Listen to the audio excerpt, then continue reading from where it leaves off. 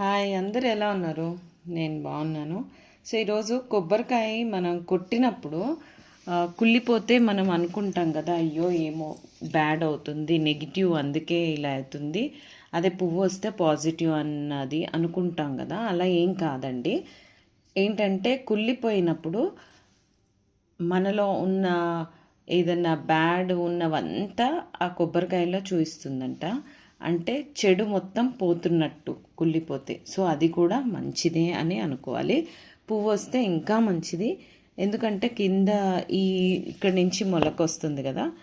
మొలకొస్తుంది అంటే మనం చేసే పనికి మొలకలు వస్తున్నాయి అంటే ఇంకా డెవలప్ అవ్వబోతుంది అన్నట్టు.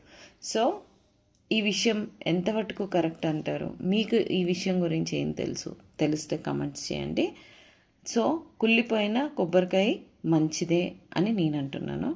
మీకు తెలిసిన ఇన్ఫర్మేషన్ చెప్పండి.